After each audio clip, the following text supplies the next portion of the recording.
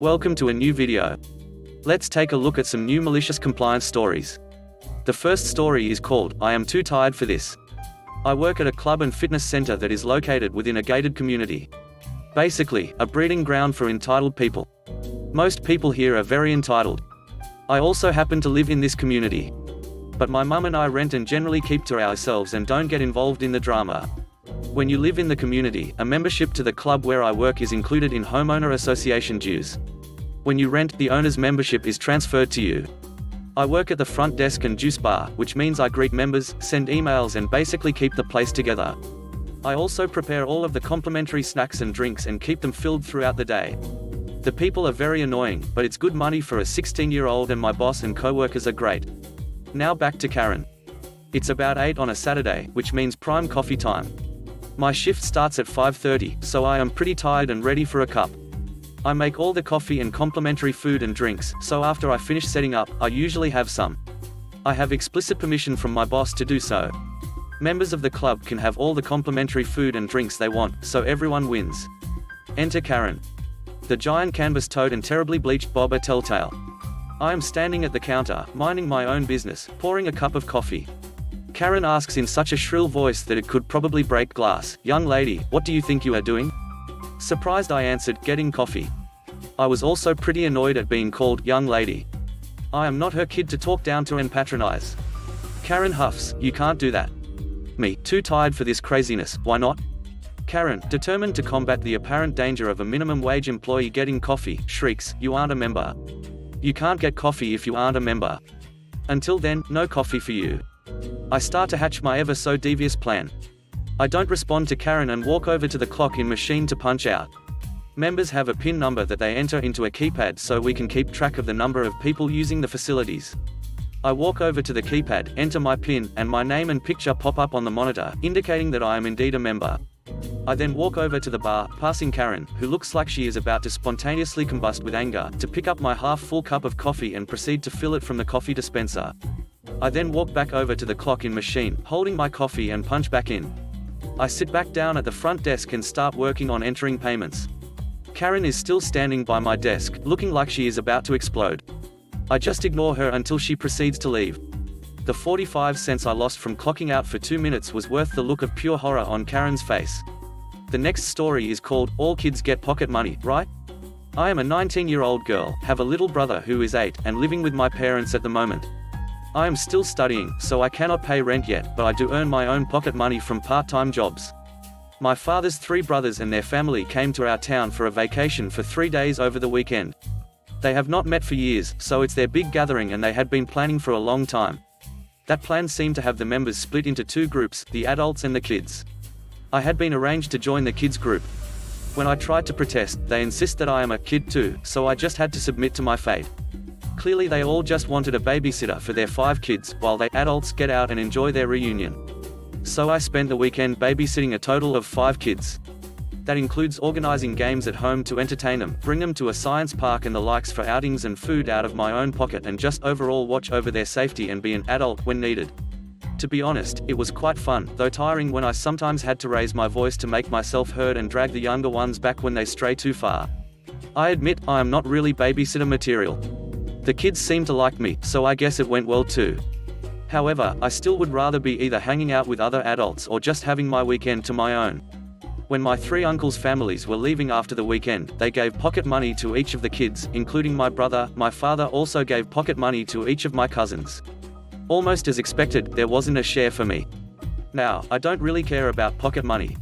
They are just a couple of notes I can easily earn in a few hours, but I am rather annoyed for the fact that conveniently, I was skipped for being an adult this time.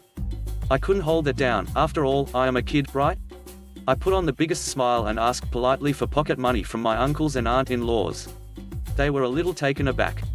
I said, as sweetly as I could, that I deserve pocket money too for being a kid. They said so themselves. In all awkwardness, I got my pocket money. Needless to say, my parents looked not very happy. I got the biggest lecture from my parents after they left. In their words, I am a major disappointment to have deliberately made my parents lose face. Whatever, what's done was done. In a few days, everybody moved on. And the pocket money? Just spend it on some vanilla cream puffs, sugar rolls and ice cream which we all shared in the family. The third story is called, So You Don't Want to Save Money? About a year ago I was working seasonal at a gift store. My store sold things from a wide price range, from $10 pens to $750 clocks.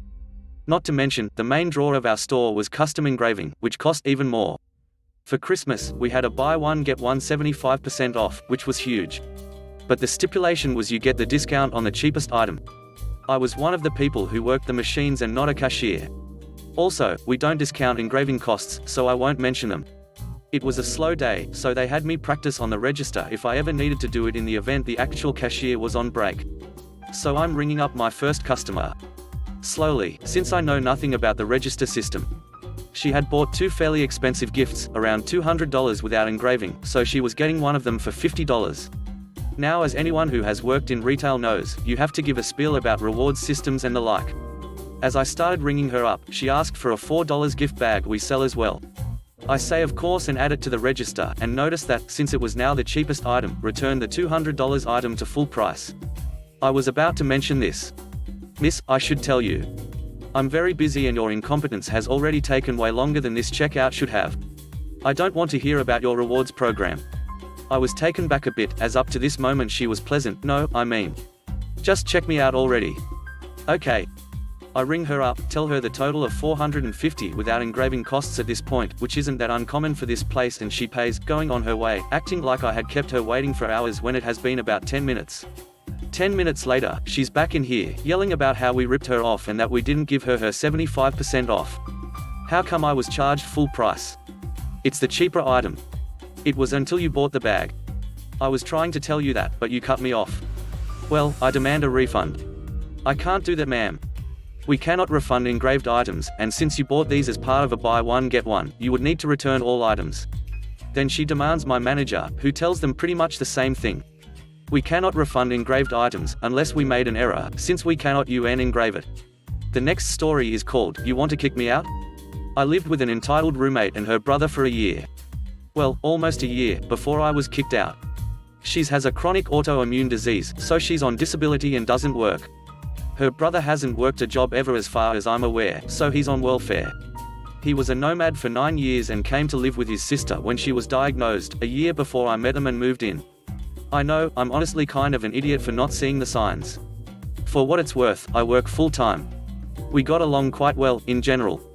It didn't really bother me that they would take my food or that I was often asked to take care of the dishes, even though 80% of them were hers and her brother's, not mine. I felt for her and was fine with helping them out. The problem was, I was happy. I was working hard, making money, writing music, and starting a new romantic relationship with an old friend. She wasn't happy. I would give her gifts and food and friendship, but it wasn't enough to counter her jealousy and, I guess, something just snapped. I came home on March 20th and before the door had even closed behind me, she said, "You need to move out." Why? You just do. This is my house, my brother works hard and he deserves his own room, so you need to figure something out. She paid the same rent I did, but she was often late with it and the only job her brother had was being her caretaker. Here comes the compliance. I knew she expected me to stay for April. She and her brother would really have to squeeze their funds to make it work to pay the upcoming full rent as her brother didn't pay while I lived there. But was I about to stay in the home for 5 grueling weeks with someone who had randomly turned on me? Kicked me out of my home? And in retrospect, guilted me into giving them household help and free food? I don't think so. I applied for 30 houses that day alone. By the weekend, I had signed a new lease. If you ask me to get out, no problem, I'll be out as soon as possible. I got my security deposit back from my landlord, who passed that information on to my roommate. She stormed into the kitchen, "So you just got your security deposit? Do you have somewhere else to live?" "Yes. I signed a lease yesterday and have arrangements to move all my stuff 2 days from now." "So, you are not paying for April?" "No. That was the last time we ever talked." She stormed out of the room, said a few choice words about me to her brother, and slammed the front door.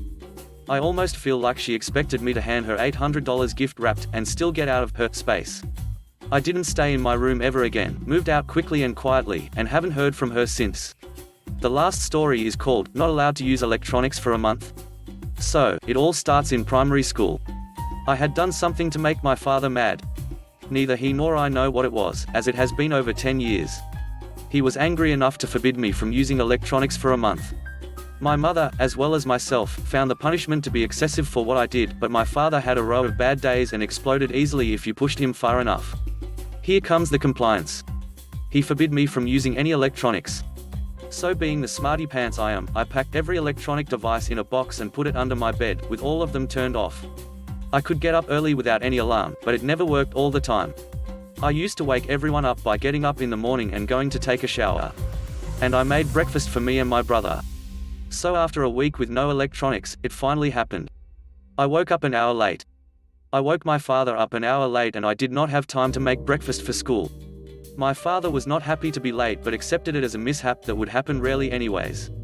But all continued after I arrived at school for the third period. My teacher was very angry because I arrived so late and I was punished by having to do extra homework. Now comes the best part. This day was a project day, right before the fall break. We had the same teacher for the day. One part of this day was a movie that was important for the lessons to come after it and the teacher would discuss it with us over the last week before the break. She got the TV and switched it on. But I left the room. The teacher followed me and tried to tear me a new one for leaving, but I told her that I had been forbidden from using any electronics for 3 more weeks and that I wouldn't do anything until I was not punished anymore. My teacher was strict but knew that I was stubborn and that she would have to call my father to lift the punishment. So she called my father as I refused it as well and instead of doing it to me tore him a new one for not being specific. My father then asked to be put on speaker and lifted the punishment entirely. It seems that he had had enough of me being a smartass at that point. Thanks for watching the video. I hope you enjoyed it. If you did, please consider subscribing to the channel for more content. Let me know what you think about the stories in the comment section below. Have a great day. Bye bye.